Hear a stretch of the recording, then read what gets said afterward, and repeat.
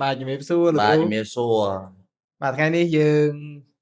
ជួបគ្នាជាមួយនឹងកម្មវិធី Podcast របស់ក្រុមហ៊ុន M Dynamics Global កម្ពុជាហើយសម្រាប់ Podcast យើងថ្ងៃនេះក៏បានអញ្ជើញនៅវាគ្មិនបាទគឺលោកគ្រូអេងលីភាដែលយើងតែងតែហើយ ស្គាល់លោកគ្រូ speaker បាទតាមរយៈបណ្ដាញសង្គមហើយលោកគ្រូក៏បានចែករំលែកច្រើនទាំងពីចំណេះដឹងទូទៅ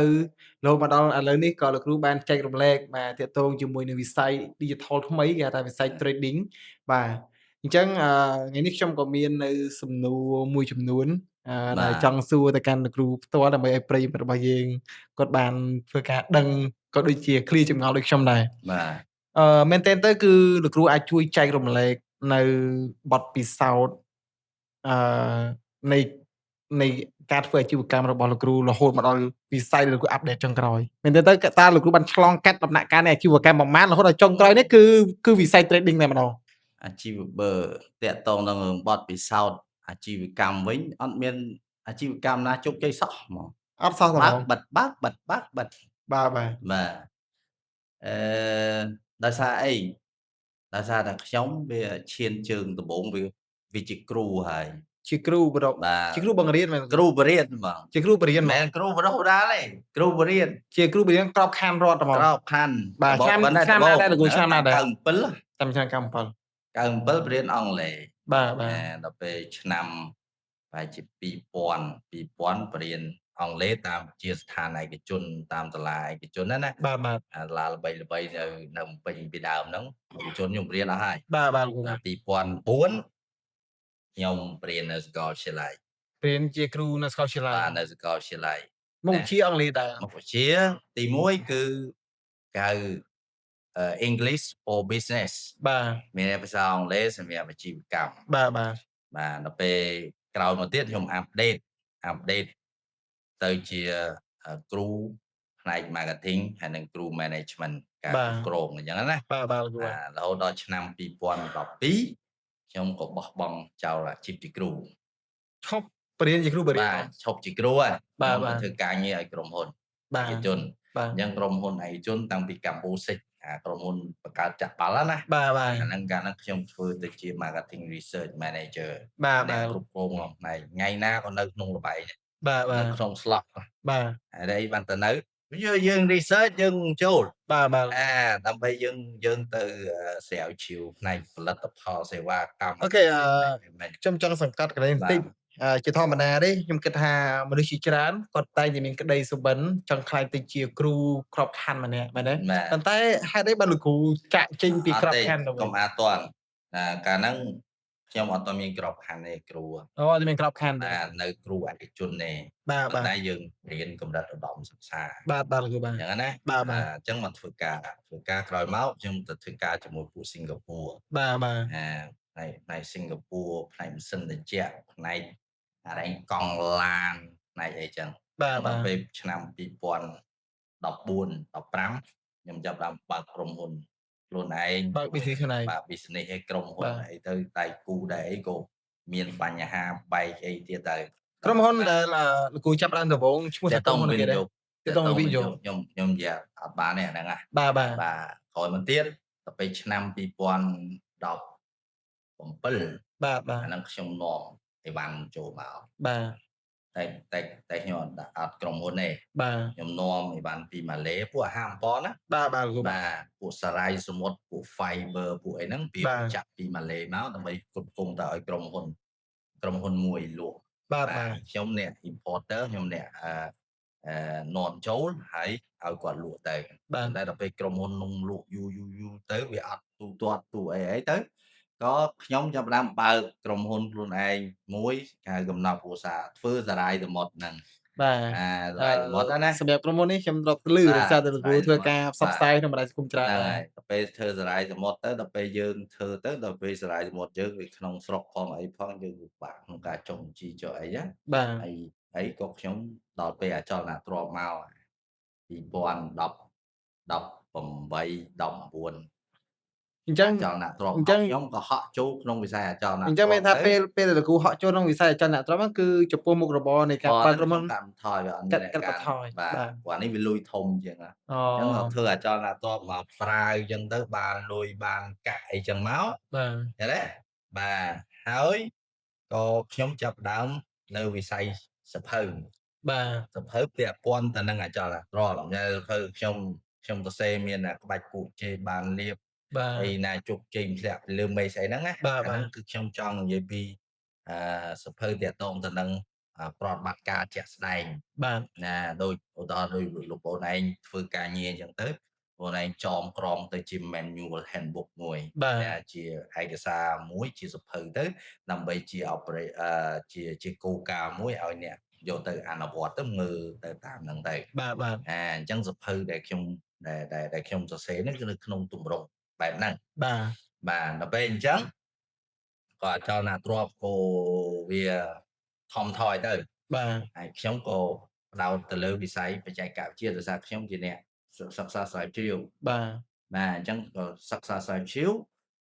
ខ្ញុំក៏សិក្សាទៅលើផ្នែក Cryptocurrency ផ្នែក Coin ផ្នែកស្អី Blockchain បច្ចេកវិទ្យាខ្ញុំទៅសិក្សាហ្នឹងបាទបាទហើយសិក្សាហ្នឹងមិនមែនសិក្សានៅសាលាទេព្រោះអាវិស័យហ្នឹងវាថ្មីបាទបាទមានកន្លែងរៀនទេបាទអញ្ចឹងខ្ញុំសិក្សាខ្លួនឯងយកបាទបទពិសោធន៍ខ្លួនឯងហើយខ្ញុំក៏បានចូលចាប់ផ្ដើមចូលរៀនសិក្សាវិស័យ trade វិស័យអីជាមួយនឹងគ្រូនៅបរទេសបង់លុយបង់អីចឹងទៅបាទឃើញទេតាំងបាទពី2020 2021សិក្សារយៈពេល3-4ឆ្នាំទៅបាទបាទហើយក៏បានចងក្រងទៅជាមេរៀនហើយធ្វើជាមេរៀនផលិតវីដេអូហ្នឹងមកដល់នេះបាទដល់បាទពេលបច្ចុប្បន្ននេះបាទក៏ស្ថិតនៅក្នុងវិស័យអឺជួញដូរហើយបាទវិស័យជួញដូរជាវិស័យមួយហើយក្នុងពេលហ្នឹងក៏ខ្ញុំក៏ក្លាយទៅជាគ្រូរាល់ថ្ងៃគ្រូប្របខណ្ឌបាទណាបាទបាទបាទគ្រូប្របខណ្ឌតែមុខវិជ្ជាដែលខ្ញុំដែលខ្ញុំកាន់រាល់ថ្ងៃនេះនៅសាលាគឺ Cyber Policing បាទបាទបាទហើយនិង Cryptocurrency Investigation បាទបាទហើយបច្ចុប្បន្ននេះខ្ញុំក៏ចងក្រងទៅជា handbook មួយគេហៅសៀវភៅ Anti Online Scam ហើយនិង Digital Investigation បាទមានសៀវភៅពាក់ព័ន្ធទៅនឹងប្រឆាំងបទល្មើសអនឡាញហើយនិងការស៊ើបអង្កេតបែប Digital ណាបាទបាទអញ្ចឹងដោយសារតែអីដោយសារយើងនឹងវាមានធម្មជាតិជាគ្រូពេកបាទអញ្ចឹងទៅបំលែងទៅ business យើងអត់អាចធ្វើអីផ្ដេសផ្ដាស់បានបាទយើងធ្វើអីវាតមានរ៉ាប់តប់ឬក៏ធ្វើអីតមានបែបបទហើយជួនកាលនៅស្រុកយើងបែបបទពេកដើរអត់ទាន់គេបាទអញ្ចឹងយើងសង្ងំសិនបាទឃើញទេបាទបាទប៉ុន្តែជាពិសោ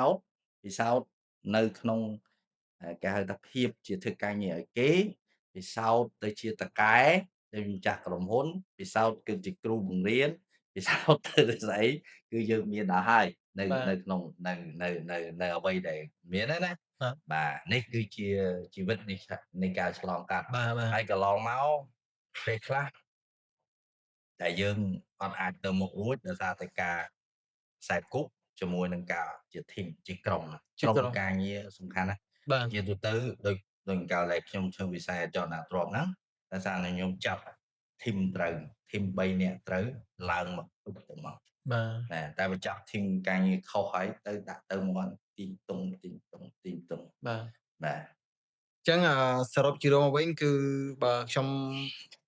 ចាប់បាននៅអ្វីដែលលោកគ្រូចែករំលែកគឺលោកគ្រូប្រឡូកចេញពីដំបូងគេគឺជាគ្រូបង្រៀនតែម្ដងបាទក្រោយមកក៏ឈានជើងចូលទៅដល់ការធ្វើការងារនៅក្នុងក្រុមហ៊ុនបាទហើយក៏ចាប់ផ្ដើមបើកនៅអាជីវកម្មផ្ទាល់ខ្លួនសហការជាមួយនឹងក្រុមការងារវិនិយោគក្រោយមកក៏បានបើកនៅអាជីវកម្មទៅលើការនាំចូលនៅផលិតផលសុខភាពពីបាទប្រទេសម៉ាឡេស៊ីហើយបើកក្រុមហ៊ុនខ្លួនឯងបាទរកស៊ីទៅលើវិស័យផ្នែកសុខភាពដែលយើងនាំយកនៅសារាយសមុទ្រទៀតបាទក្រោយពីហ្នឹងទៀតក៏ហក់ចូលក្នុងវិស័យអចលនទ្រព្យហើយ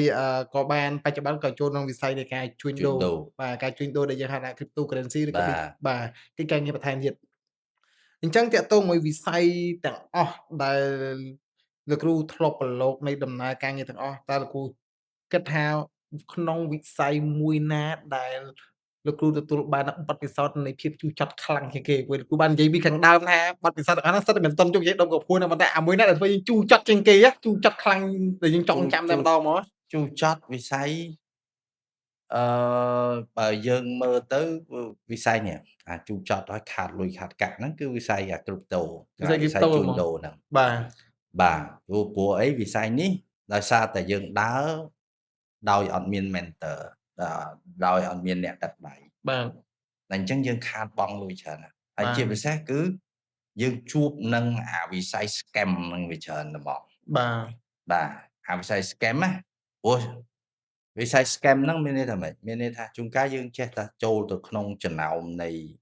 ក្រុមការងារដែលអញ្ចឹងគេអូសលិចអូសកើតទៅធ្វើឲ្យយើងខាតបង់ខាតលុយច្រើនណា បាទ យើងនឹងចេះពីវិស័យ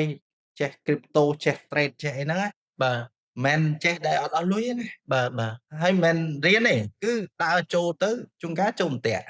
អន្ទាក់មាន3អន្ទាក់ទី1អន្ទាក់អ្នកណែនាំហ្នឹង អូខេ គេចង់បានផលប្រយោជន៍ពីយើងគេដាក់ទៅគេបាន commission គេអីចឹងទៅ បាទ អន្ទាក់ទី2យើងចូលទៅអន្ទាក់ផ្សារយើងអត់យល់ពីវាផ្សារស៊ីយើងទៅ បាទ អន្ទាក់ទី3គឺអន្ទាក់ក្រុមហ៊ុនដាក់ទៅក្រុមហ៊ុននោះបោកទៅ អូ ណាបាទចឹងហើយបានជាយើងរាល់ថ្ងៃខ្ញុំកាន់មុខវិជ្ជានេះនៅក្នុងឧត្តមសិក្សា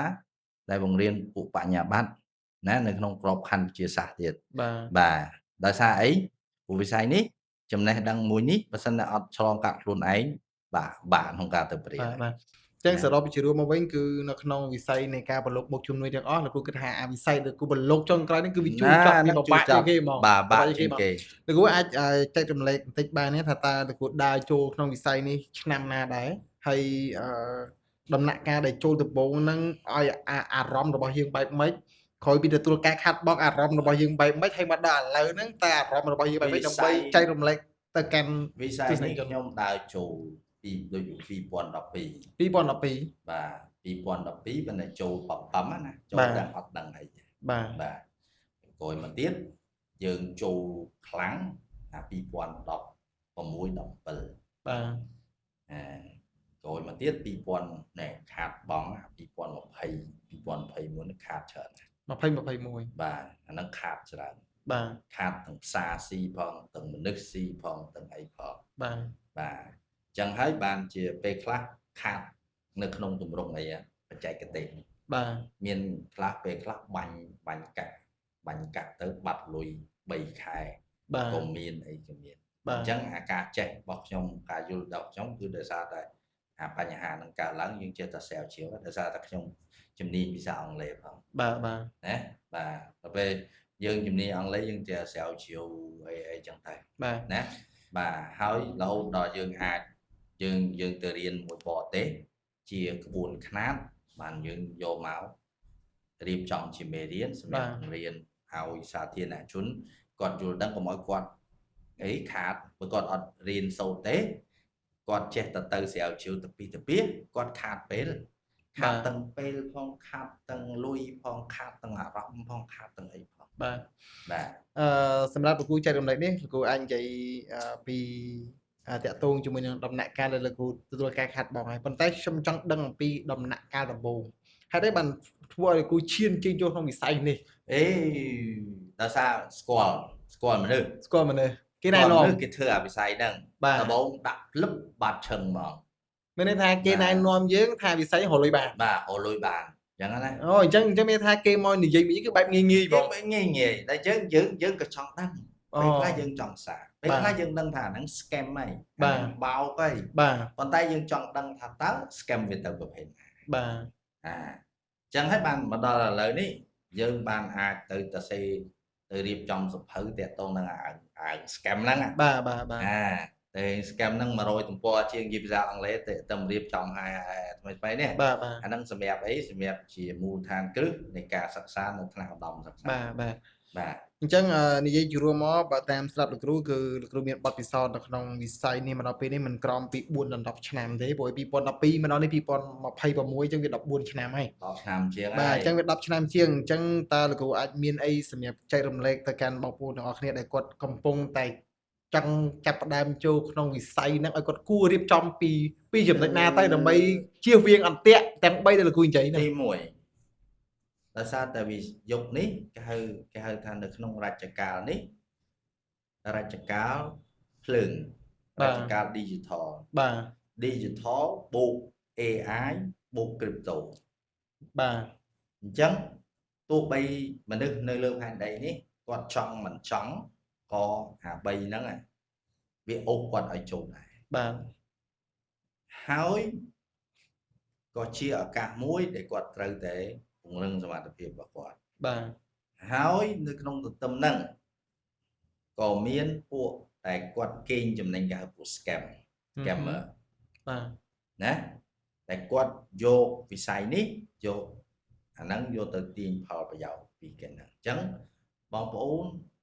បើសិនជាបងប្អូនចង់ប្រឡូកនៅក្នុងវិស័យនេះវិស័យហ្នឹងគឺវិស័យអីវិស័យមិនថាជួញដូរទេជួញដូរ crypto ជួញដូរមាសជួញដូរ forex ជួញដូរអីក៏ដោយបងប្អូនត្រូវតែរៀន រៀនជាអត្ថិភាពទី1 រៀនគឺជាអត្ថិភាពទី1 បាទប៉ុន្តែខ្ញុំគិតថាជាធម្មតាទេការរៀនសូត្រមនុស្សមិនសូវចង់បានទេមិនសូវចង់រៀនមិនសូវចង់រៀនមិនរៀនគាត់នឹងហើយនឹងត្រូវបានគេអូសឲ្យចូលផ្ទះបើគាត់អត់រៀន 100% គាត់ចូលទៅដឹងថាបាទ មានន័យថាប្រសិនបើគាត់អត់រៀនទេ 100% លើ 100% គឺខាតតែម្ដង គឺគាត់ចូលទៅអាចខាតអាចគេបោកអាចគេអី បាទ ខាតមានន័យថាគាត់ទៅធ្វើខ្លួនឯង បាទ អាចគេបោកមានន័យថាគាត់ពឹងលើគេ បាទ សូម្បីតែចេះមកថាឥឡូវគាត់អត់រៀនគាត់អត់ដឹងអីទេ បាទ គាត់ទៅជួបគេគេថាខ្ញុំបើក account ឲ្យតើបើក account ឲ្យឬក៏ស្អី password ស្អីលើដៃគេ បាទ អញ្ចឹងគេអាច lock ចូលពេលណាគេអាចឈិតគាត់បានពេលណា fraud បានពេលណា បាទអញ្ចឹងជាទូទៅសម្រាប់បទពិសោធន៍លោកគ្រូតើគ្រូអាចបញ្យល់ទៅកាន់ពួកគាត់បានទេតើការរៀនសូត្រនេះចំណាយពេលវេលាប្រហែលជាប្រមាណសម្រាប់ការរៀនបើយើងរៀនសាកលវិទ្យាល័យវាអាស្រ័យមិនវាអាស្រ័យទៅលើ background របស់គាត់ បាទ ព្រោះនៅក្នុងនិយមនៃគរុកុសលគេគិតទៅលើ យើងអាចនិយាយថាពីមនុស្សដែលអត់ចេះសោះហ្មងប៉ុន្តែគាត់ចង់ស្វែងយល់ពីវិស័យហ្នឹងបើអត់ចេះខ្ញុំប្រាប់គាត់កុំមកអញញ៉ៃមួយវិស័យហ្នឹង បើមិនបើគាត់អត់ធ្លាប់ប្រឡូកអត់ចេះកុំឲ្យមកតែម្ដង អញញ៉ៃអ្នកណាធ្វើស្រែណារត់តូតលុបនៅរត់តូតលុប បាទ អាហ្នឹងបើគាត់មកអញញ៉ៃគាត់នឹងចូលតែគេ បាទ ណា អញ្ចឹងសម្រាប់ skill មុនពេលដែលគាត់ចូលវិស័យនេះទីគាត់ចេះខ្លះ ទី1យ៉ាងហោះណាគាត់មាន background ខាងអីគាត់មានមូលដ្ឋាននៅអីគេបើសិនជានៅស្រុកគេវិស័យនេះអ្នកអាចប្រឡូកតបញ្ញាបត្រអីឡើងតបត្រាបញ្ញាបត្រ បាទជំនាញហិរញ្ញវត្ថុទៀត បាទ ពីព្រោះអីវាពាក់ព័ន្ធវិស័យនេះយើងទៅរៀនដូចអគ្គិសនីដូចយើងរៀនមេកានិកដូចយើងរៀនអីមិនអីខុសគ្នារៀនពេទ្យរៀនអី បាទ ឥឡូវខ្ញុំសួរសុំបីតមុខវិជ្ជានេះតមួយមុខទៅប្រហែល10មេរៀនទេណា បាទ Cyber Policing បាទ បរៀន6ខែនៅថ្នាក់ឧត្តមសិក្សាហើយនៅគាត់អត់យល់ទៀតនិយាយទៅអត់យល់ទៀត បាទ ហើយចុះទម្រាំគាត់មកតទេស្អាតហើយមកចង់ស្វែងយល់វាណា បាទ ណាទេបើសិនជាគាត់មកគ្រាន់តែមកទៅហើយអង្គុយផ្សងប្រេងអុចធូបហើយចង់បានផលពីអាហ្នឹងគាត់ធ្វើជាបានហើយប៉ុន្តែលទ្ធផលចុងក្រោយវាអត់បានវាមានតែការខូចចិត្ត បើខ្ញុំស្ដាប់លោកគ្រូខ្ញុំគិតថាវិស័យនេះវាដូចជាស្មុគស្មាញហើយពិបាកខ្លាំងមែនទែនប៉ុន្តែសម្រាប់អ្នកដែលគេណែនាំយើងឲ្យចូលក្នុងវិស័យនេះគេថាអត់ពិបាកទេដាក់តែលុយចូលទៅចេះតែចុច buy and sell គឺចំណេញមកហើយ ជុំមានអីពិបាកអត់មានពិបាកទេគាត់ថាទី1ដាក់លុយចូលម្រាមដៃហ្នឹងចុច buy and sell បាទចំណេញបាទ បាត់ឬបានអត់ដឹងទេ ណាបាត់ឬបានអត់ដឹងទេ បាទ អញ្ចឹងហើយសំណួរមកខ្ញុំសួរចុះបើខ្ញុំដឹងថាពិបាកអញ្ចឹងហើយមិនខ្ញុំមកបើកមេរៀន បាទ ណាហើយខ្ញុំថាចុះឥឡូវស្រាក៏គេថាអាហ្នឹងវិញ្ញាណ បាទ បរិយក៏ញៀន បាទគ្រោះថ្នាក់ ក៏គ្រោះថ្នាក់ បាទ អញ្ចឹងខ្ញុំឲ្យដំណោះស្រាយយើងទៅខាត់មនុស្សមិនយ៉ាង បាទ អញ្ចឹងបើសិនណាបើអាហ្នឹងជាដំណោះស្រាយមានអ្នកខ្លះគាត់ថាបើវិស័យហ្នឹងវិញអញ្ចឹងខ្លាចមកហើយខ្លាចអង្គុយអោបដៃហើយអង្គុយបន្ទោតែខ្ញុំអត់អង្គុយអោបដៃទេខ្ញុំត្រូវបង្កើតដំណោះស្រាយគឺដំណោះស្រាយតែមួយគឺអប់រំ បាទ ទៅខាត់មិនបាន បាទ អញ្ចឹងបើអ្នកចង់នៅក្នុងវិស័យហ្នឹងហើយចង់ដើរឲ្យត្រឹមត្រូវកាត់បន្ថយហានិភ័យពីព្រោះអ្វីខាតហ្នឹងខ្ញុំវាខាតឆ្អែតហើយខ្ញុំវាជួបឆ្អែតហើយអញ្ចឹងខ្ញុំយកបទពិសោធន៍របស់ខ្ញុំនេះយកមកដាក់មកកញ្ចប់ឲ្យបងប្អូនយល់ដឹងតាំងពីផ្នែកគ្រូបាលបេះដូងរបស់យើងនេះចិត្តរបស់យើងអារម្មណ៍របស់យើងនេះហើយនឹងជាមួយជំនាញម្រាមដៃរបស់យើងនេះឲ្យវាដើរស្របគ្នាត្រូវដកខាត់វាបែបសំណួរចុងក្រោយសំណួរនេះគឺប្រសិនបើក្នុងករណីដែលពួកគាត់បានរៀននិងស្វែងយល់ពីជំនាញច្បាស់តើលោកគ្រូគិតថាគាត់អាចនឹងទាញប្រាក់ចំណេញពី ពីជំនាញនេះដែរទេ ពេលដែលគាត់រៀនហើយគាត់ខ្លាយទៅជាយល់ដឹងទី1គាត់អត់ធ្វើ ពីព្រោះគាត់យល់ថាអានឹងវាជាអន្ទាក់ទាំងអស់ទី1 ហ្នឹងបើសិនបើក្នុងការដែលគាត់រៀនយល់ហើយ ទី ការ 2 ការដែលទី1គឺអត់ធ្វើរបស់ អត់ធ្វើគាត់ទៅធ្វើអីផ្សេង បាទ តែគាត់យកអានឹងវាជាចំណែកនៃជីវិតរបស់គាត់វិញ យកជាចំណែកវិញ មានន័យថាម៉េច មិនមែនយកវាជាមុខរបរជាគោល ទេ ទេ ជាគោលទេប្រហែលថាគាត់ទៅគាត់មាន 1000 អញ្ចឹងគាត់ 100 ទៅហើយគាត់ជាការកំសាន្តទៅ បាទ អាហ្នឹងគាត់បានលុយ មានន័យថាសល់លុយទុកវិនិយោគ បាទវិនិយោគបាទអញ្ចឹងគាត់យល់ទី 2 អ្នកណាមកប្រូមិនក៏គាត់លេងចាញ់បោកគ្នា អូគាត់ច្បាស់តែប៉ុណ្ណោះ បាទពួកគាត់ច្បាស់ហ្មងហើយគាត់គ្រាន់តែធំក្លិន គាត់ គាត់ដឹងហ្មង បាទ ហើយគាត់យល់ពីផ្សារគាត់យល់អំពីអត្តចរិតរបស់អ្នកណែនាំគាត់គាត់យល់ពីប្រភេទក្រុមហ៊ុនអញ្ចឹងជីវិតគាត់អត់អាចទៅចូលអន្ទាក់នៅក្នុងអាការបោកប្រាស់ហ្នឹង ការខាត់បងទៀតទេ ការខាត់បងហើយ បាទ ព្រោះមនុស្សយើងពេលខ្លះយើងសយនឹងអាដើរចូលអន្ទាក់គេហ្នឹង បាទបាទគ្រូបាទត្រឹមត្រូវ ឃើញទេ បាទ បាទអញ្ចឹងទី3គាត់អាចមានមូលដ្ឋានគ្រឹះទៅសិក្សាស្រាវជ្រាវតាម YouTube តាម AI តាមអរ៉ែង TikTok ហេតុអីព្រោះកម្មវិធីខ្ញុំរៀបនេះខ្ញុំរៀបជាកម្មវិធីសិក្សាអប់រំ បាទបាទ មានន័យថាគាត់រៀនគាត់ចេះទាំងអង់គ្លេស បាទ ចេះអង់គ្លេសហើយយល់ពាក្យអង់គ្លេសហើយគាត់អាចនឹងមានមូលដ្ឋានមួយគាត់ទៅស្ដាប់ YouTube នៅលើវិស័យហ្នឹងគាត់យល់ហ្មង បាទបាទ ដល់អញ្ចឹងវាជាចំណែកមួយទៅអភិវឌ្ឍសមត្ថភាពរបស់គាត់ បាទ ណា បាទ បាទពីព្រោះអីពីព្រោះវិស័យនេះដោយសារខ្ញុំជំនាញហិរញ្ញវត្ថុជំនាញផ្នែកច្បាប់ជំនាញផ្នែកអរ៉ែងសេដ្ឋកិច្ចហើយជំនាញផ្នែកអរ៉ែងបច្ចេកវិទ្យាដល់អញ្ចឹងក្នុងទស្សនវិជ្ជានៃភាសាអង់គ្លេសខ្ញុំយល់ហើយខ្ញុំប្រើត្រូវ បាទបាទ យល់ទេ បាទបាទ បាទអញ្ចឹងឧទាហរណ៍ថានៅក្នុងបច្ចេកសព្ទគេហៅពាក្យបច្ចេកសព្ទ បាទ នៅក្នុងវិស័យនេះឧបមាថា market structure បាទ អញ្ចឹង market structure មានរចនាសម្ព័ន្ធផ្សារ បាទ រចនាសម្ព័ន្ធផ្សារខ្ញុំបញ្យល់ថាហ្នឹងវាតម្រង់វាបាច់តម្រង់វាឡើងតម្រង់វាចុះតម្រង់វានៅត្រឹងតម្រង់វាលេងល្បិចវាបាច់ បាទបាទ តែអញ្ចឹងទៅគាត់ចេះហើយគាត់ចេះភាសាអត់ បាទ ណា បាទបាទ អញ្ចឹងរៀនហ្នឹងមិនមែនរៀនត្រឹមតែឲ្យគាត់ទៅបង្កើតផលចំណេញទេ បាទ រៀនឲ្យគាត់ចេះកាលណាគាត់ចេះហើយធម្មតាវាបច្ចេកវិទ្យាវាជា ecosystem វាជាប្រព័ន្ធប្រតិនេះ បាទ គាត់ទៅមើល Facebook តាក់តង boost page តាក់តង Telegram គាត់តាក់តងអីគាត់យល់ព្រោះអានោះវាពាក់ព័ន្ធនេះ បាទ ណា អញ្ចឹងជាចុងក្រោយគ្រូខ្ញុំចង់សង្កត់បន្តិចថាចំពោះវិស័យមួយនេះចំពោះអ្នកដែលអត់ចេះខាតក្នុងវិស័យហ្នឹងគឺជាក្រុមអីគេមានយើងជា retail trader ឬក៏ជាក្រុមស្ថាប័នឬក៏ជាអីគេ អ្នកដែលអត់ចេះខាតហ្មងមាននៅក្នុងវិស័យហ្នឹងគេហៅថាមានតួអង្គ3សម្រាប់ ទូអង្គ3 បាទទី1គឺអ្នកបង្កើតផ្សារ អ្នកបង្កើតផ្សារ ធនាគារធំដូច JP Morgan ស្អីណាធំហ៎ បាទ ទី2គឺពួកអ្នកមានលុយច្រើនហើយឆ្លាតទៀត មានលុយច្រើនឆ្លាតទៀត បាទ បាទ អ្នកមានលុយច្រើនហើយឆ្លាតហើយពួកអ្នកមានលុយច្រើនហើយឆ្លាតវាអត់ធ្វើខ្លួនទេវាជួលអ្នកជំនាញទៅធ្វើ បាទ ហើយទី3គឺ retail trader គឺពួកអ្នកមាន$20សម័យថាវាយយប់នឹង 10000 ណា បាទ retail បាទត្រឹមត្រូវបាទ ឃើញទេ បាទ អញ្ចឹង retail trader ច្រើនរាប់រយលានអ្នក បាទ អញ្ចឹងប្រមូលពីរាប់រយលានអ្នកដូចកូនត្រីអញ្ចឹងណា បាទបាទ ហើយពួកត្រីឆ្ដោអញ្ចឹងណា អូតែចូលខំមកទៅ បាទហើយពួក market maker ហ្នឹងគឺតកែសមុទ្រ អូ យ៉ាងណា បាទ អញ្ចឹងនៅក្នុងវិស័យហ្នឹងវាអញ្ចឹងហើយបានជានៅក្នុងមេរៀនដែលខ្ញុំរៀបហ្នឹងគឺខ្ញុំពន្យល់អំពីចរិតរបស់ផ្សារអំពីល្បិចរបស់វា បាទ អំពី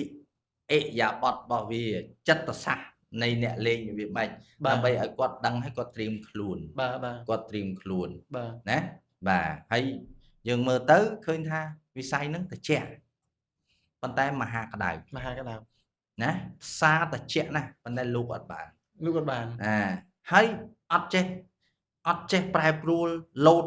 ដាក់ដឹបដូចយើងឯងណាព្រោះអីអ្នក trader មនុស្ស បាទ មនុស្សវាមានបេះដូង បាទ បេះដូងវាផលិតនៅអារម្មណ៍ផលិតចិត្ត បាទបាទ ចិត្តវាមានក្តៅមានត្រជាក់មានលោតមានលោតមានលុនចុះយកតែផ្សារនៅតឹងអញ្ចឹងអ្នកដែលរៀនមែនតើចុងក្រោយមិនមែនរឿងរៀន ចែកទេផ្សារទេ គឺគ្រប់ គឺ គ្រង រៀន ខ្លួនឯង ខ្លួនឯងនេះទេណែអាចកំបាំងនៅត្រង់ហ្នឹងទេ បាទ បាទ បាទ ប៉ុន្តែបើមិនឆ្លងកាត់ការសិក្សាអញ្ចឹង បច្ចេកទេស យើ អត់ដឹង ទៅមិនទៅរៀន បាទ អញ្ចឹងហើយបានជាខ្ញុំត្រូវមេរៀនខ្ញុំធ្វើដល់52មេរៀនហ៎ បាទ ធ្វើវីដេអូវិញចង់ជិត200ហើយ បាទ ធ្វើពីរយៈពេល2ឆ្នាំហើយ បាទ បាទ អូខេ អញ្ចឹងជាសំណួរចុងក្រោយ មានតែចុងក្រោយមួយទៀតទេ បាទ មាន បាទ តែចុងក្រោយ ចុងក្រោយរហូត ឥឡូវថែមមួយទៀតចុះ ដោយសារតែលោកគ្រូផ្ដល់មកវាមានការប្រទាក់រហូតមែន លោកគ្រូមានអីដែលចង់និយាយទៅកាន់បងប្អូនដែលគាត់លង់លើយ មានន័យថាពីព្រោះលោកគ្រូធ្លាប់មានបទពិសោធន៍ខាតហើយមិនអញ្ចឹង បាទ តើបើសិនបើគាត់មកនេះគាត់ខាតហើយគាត់លង់លើយហើយផ្លូវចិត្តគាត់មិនសូវល្អលោកគ្រូមានអីលើកទឹកចិត្តពួកគាត់ដើម្បីគ្រប់គ្រងផ្លូវចិត្តដល់ពេលដែលយើងខាតបង់ដោយសារតែវិស័យដែលយើងអត់មានជំនាញមួយហ្នឹងទេលោកគ្រូ ខ្ញុំចង់ប្រាប់ទៅបងប្អូនថាអញ្ចេះ ព្រោះអ្នកខ្លះគាត់ស្ថិតនៅក្នុងវិស័យហ្នឹង5ឆ្នាំ10ឆ្នាំដោយបច្ចុប្បន្ននេះជាក់ស្ដែងអ្នកកំពុងតែរៀនខ្ញុំប្រហែលជាជាង50នាក់ ហើយអ្នកខ្លះក៏នៅក្នុងវិស័យហ្នឹង5ឆ្នាំអ្នកខ្លះ3ឆ្នាំអ្នកខ្លះ1ឆ្នាំ បាទ ប៉ុន្តែគាត់អត់យល់ដឹងអំពីវិស័យហ្នឹងទេគាត់ចេះតែសម្លឹងតាមផ្សារខ្លាយផ្សាររត់ចោលទៅរហូត បាទ តែគាត់អត់បានរៀនទេដល់ពេលដែលគាត់ចូលរៀនមេរៀននៃខ្ញុំគាត់ហ្នឹងកាត់បន្ថយនៅការតាមផ្សារតែអញ្ចឹងវាធ្វើឲ្យការខាត់បងគាត់វា limit ណាកម្រិតណា បាទ បាទហើយមួយទៀតពេលវេលាដែលគាត់នៅជាមួយវាក៏កាត់បន្ថយ បាទ ដើមគាត់អង្គុយមើលចឹងអញ្ចឹងខ្ញុំប្រាប់ទៅបងប្អូនថាបងប្អូនធ្វើអីក៏ដោយត្រូវការរៀនទាំងអស់វិស័យនេះដែលខ្ញុំចាត់ទុកថាដូចបងប្អូនបោះកបិតឡើងលើដូចបណ្ដាលបងប្អូនចង់វាយលើលីងផ្សារប្រៀបបានដូចលីងអញ្ចឹងយើងត្រូវហ្វឹកហាត់តួអង្គអ្នកបោកនោះយើងធ្វើម៉េចដើម្បីយកឈ្នះពួកគាត់នៅលើលីងហ្នឹងអញ្ចឹងត្រូវការហាត់ហើយត្រូវការហាត់មិនមែនហាត់មួយថ្ងៃមិនមែនហាត់មួយម៉ោងមិនមែនហាត់មួយខែមិនមែនហាត់មួយឆ្នាំគឺហាត់ជារៀងរហូត បាទ ដុសខាត់ព្រោះគេហៅវិស័យនេះវិស័យជួញដូរមិនមែនជាវិស័យដែលយើងទៅរកលុយទេ បាទ ជាវិស័យដែលយើងត្រូវដុសខាត់អភិវឌ្ឍជាប្រចាំប្រកាន់ដោយវិន័យហើយនឹងមានផែនការច្បាស់លាស់ហើយនឹងការអត់ធ្មត់ត្រឹមត្រូវណា trade មែនតើគឺជាការរងចាំគឺជាការអត់ធ្មត់ទេ បាទ នេះគឺជាអ្វីដែលនេះហើយវិស័យនេះអត់មាន 100% ទេអត់មាន 100% អត់មាន 100% ទេ អត់មានទេអត់មាន 100% win ទេអត់មាន 100% គឺជាវិស័យគេអង់គ្លេសគេ probability បាទ ណា មានខាត់មានចំណេញ ថាធ្វើម៉េចយើង control ឲ្យបាន60 40ឬក៏50ទៅបាន បាទ ណា បាទ អាហ្នឹងគឺយើងអាចនេះបានហើយ អូខេ តែបើថាយើង 100% ដឹងតែចូលទៅហ្នឹងត្រូវបោះផ្សាយ បាទ បាទ អូខេអញ្ចឹងចប់បាទសម្រាប់បងប្អូនយើងគាត់មានចម្ងល់ថាចង់តាក់ទងការរៀនសូត្រឬក៏សិក្សាជាមួយលោកគ្រូអាចតាក់ទងបានតាមវិធីណាតាមណាលោកគ្រូអាចធ្វើការចែករំលែក បាទ បាន អញ្ចឹងបើសិនជាបងប្អូនចង់សិក្សាហើយចង់ស្វែងយល់ពីវិស័យហ្នឹងឲ្យច្បាស់វិស័យជួញដូរហ្នឹងណាបងប្អូនអាចទំនាក់ទំនងតាមរយៈលេខ016 366 766ឬក៏មួយខ្សែទៀត089 2-85 អញ្ចឹងបងប្អូនចង់ប្រឹក្សាយោបល់ឬក៏សួរនាំអីព្រោះខ្ញុំស្ដាប់តែមិនតំណងខ្ញុំអត់ឲ្យរៀនទេកុំឲ្យគាត់ខាតពេល បាទ បាទឲ្យគាត់ទៅធ្វើអីផ្សេងទៅ បាទ បាទហើយអ្នករៀនមើលនិស្ស័យព្រោះ បាទ វិស័យហ្នឹងមិនមែនគ្រប់អ្នករៀន trade ទាំងអស់អាចទៅជា trader ទេ បាទ ណាមិនមែនគ្រប់អ្នកដែលទៅរៀនច្រៀងទាំងអស់ខ្លាចជាអ្នកច្រៀងចម្រៀងទេ បាទ ណា អញ្ចឹងចុងក្រោយលោកគ្រូមានសារអីផ្ញើជូនទៅកាន់ទស្សនិកជន បាទជាចុងក្រោយខ្ញុំសូមជូនពរឲ្យបងប្អូនដែលកំពុងតែមើលតាមដាន podcast នេះជួបតែសេចក្តីសុខនិងសេចក្តីចម្រើនហើយបើសិនណាបើបងប្អូនកំពុងតែលង់លើយនៅក្នុងវិស័យហ្នឹងបងប្អូនដកដង្ហើមបន្តិចទៅហើយរងចាំបន្តិចហើយដកខ្លួនមកសិក្សាដើម្បីអភិវឌ្ឍខ្លួនវិញហើយវិស័យនេះខ្ញុំគិតថាធំរលួយចេញទៅក្រៅធំណាស់បើតាមខ្ញុំដឹងហើយម្នាក់កំពុងតែជ្រុលជាពិសេសពួកក្មេងៗ Gen Z បាទហើយ Gen Z ដែលគាត់កំពុងតែវក់វីនៅក្នុងវិស័យនេះដែលគាត់គិតថាវាលយវាស្រួលវាអីចឹងណាបាទដល់អញ្ចឹងទៅជួនកាលគាត់គេហៅថាពីមួយទៅមួយចុងក្រោយគាត់ខូចចិត្តខូចថ្លើមគាត់លែងរៀនលែងអីព្រោះនេះវាចុងវិស័យនេះមានអ្នកខ្លះ ខ្ញុំជួបច្រើនណាស់គាត់đấy ចុងក្រោយគាត់ខូចចិត្តខូចថ្លើមគាត់នឹកស្មានមិនដល់មិនគួរហើយមានអ្នកខ្លះបន្ទោសនឹងខ្ញុំទៀតទោសម៉េចគេថាមុននឹងគាត់ចូលវិស័យហ្នឹងវាមិនក៏មិនជួបលោកគ្រូ បាទ អ្នកខ្លះបន្ទោសអញ្ចឹងហ៎មិនក៏មិនជួបនឹងថាបើធ្វើម៉េចជាអូនយើងវាដាក់អញ្ចឹងហើយអ្នកដែលយកអូនមិនដាក់ជួបខ្ញុំសិនបានទៅធ្វើតែបើតែយកអូនដាក់ទៅធ្វើហើយបានមកជួបខ្ញុំអរគុណ អូខេអរគុណច្រើនមែនតើ បាទ លោកគ្រូសម្រាប់ការមកចូលរួមចែករំលែកអំពីបទពិសោធន៍ក៏ដូចជាបាននិយាយអំពីប្រធានបទមួយដ៏ក្តៅគគុកក្នុងពេលបច្ចុប្បន្នជាពិសេសគឺខ្ញុំគិតថាក្នុងយុគសម័យនេះអ្នកណាគេក៏ស្គាល់នៃវិស័យ trading ព្រោះអីការរីកដុះដាលនៃវិស័យ trading និងការប្រមូលអំពីស្ថាប័នទីផ្សារហ្នឹងគឺវាច្រើនមែនទែនតែវិស័យនេះងាយស្រួលប៉ុន្តែក្រោយពីស្ដាប់លោកគ្រូចែករំលែកខ្ញុំគិតថាវិស័យនេះជាវិស័យមួយដែលក្តៅខ្លាំងមែនទែនហើយខ្ញុំជឿជាក់ទៅកាន់ប្រិយមិត្តទាំងអស់គ្នាថាក្រោយពីបានស្ដាប់នៅคลิปវីដេអូនេះហើយមុននឹងចាប់ផ្ដើមប្រឡូកក្នុងវិស័យឬក៏អាជីវកម្មអីក៏ដោយដាច់ខាតទៅតែសិក្សារៀនសូត្រឲ្យបានច្បាស់លាស់ជៀសវាងការខាតបង់ការខូចចិត្តដោយប្រការណាមួយហើយមួយវិញទៀតបើសិនបើចង់ដឹងអំពីប្រភពនៃការរៀនឲ្យបានច្បាស់លាស់ដោយជំនាញគឺអាចតាក់ទងមកកាន់លោកគ្រូបានដែលលោកគ្រូបានជម្រាបលេខទូរស័ព្ទពីខាងដើមទៅកាន់ប្រិយមិត្តទាំងអស់គ្នាហ្នឹងអូខេអញ្ចឹងសម្រាប់កម្មវិធីរបស់យើងក្នុងថ្ងៃនេះក៏ចូលមកដល់ទីបញ្ចប់ក៏សូមអរគុណក៏សូមជម្រាបលាអរគុណច្រើន អរគុណច្រើន